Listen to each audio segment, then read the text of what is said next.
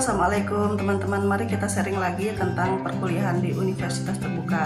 Buat teman-teman yang baru join dan baru daftar, baru mengisi register dan udah bayar billingnya atau mata kuliahnya udah kalian registrasikan, nanti kalian bisa update untuk tanggal tutornya. Tutorial online itu adalah metode pembelajaran yang dipilih oleh kita sebagai mahasiswa untuk mengikuti perkuliahan di UT dengan sistem mengikuti tutorial ya. Jadi nanti ada beberapa metode. Yang pertama ada TTM atau tutorial tatap muka.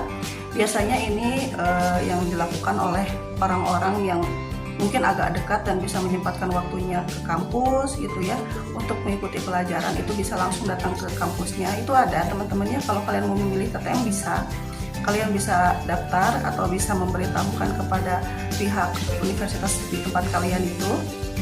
Silahkan kalau mau mengikuti TTM, dan itu biasanya mungkin ada sekitar biaya atau apa ya, saya juga kurang tahu karena saya tidak mengikuti TTM.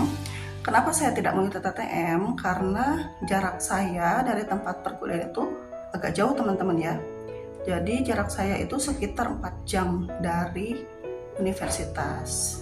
Ada sih di tempat saya itu, di Palangkaraya itu ada universitasnya, dan seandainya saya ke sana itu memerlukan waktu sekitar 4 jam dari tempat saya tinggal, makanya sepertinya tidak memungkinkan.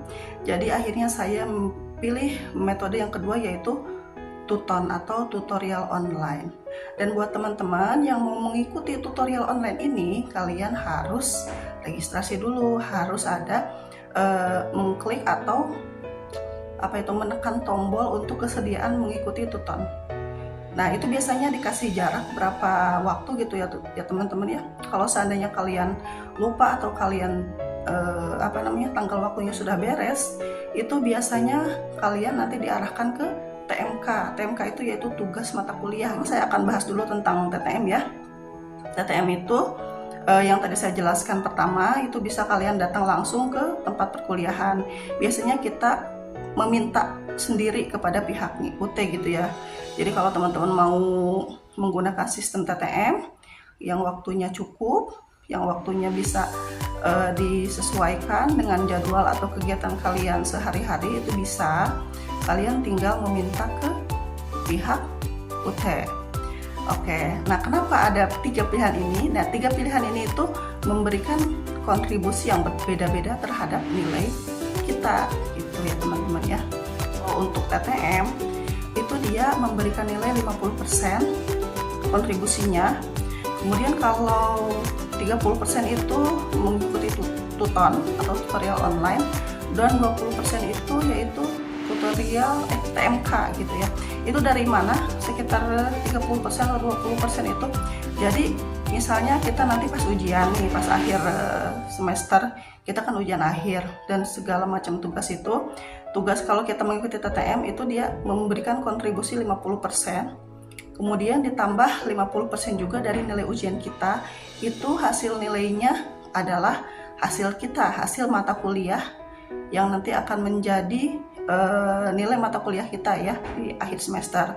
Kemudian kalau Tuton itu kontribusinya sebesar 30%. Jadi kalau teman-teman waktu ujian itu mendapatkan nilai 100, nah itu kan yang kontribusinya itu 70% dari ujian dan 30%-nya dari Tuton gitu maksudnya. Kalau untuk TMK, kalau untuk TMK itu kontribusinya terhadap nilai kita yaitu 20%. Jadi kalau misalnya nilai ujian itu kita dapat berapa, itu 80%-nya nilai ujian dan 20%-nya nilai dari dari TMK.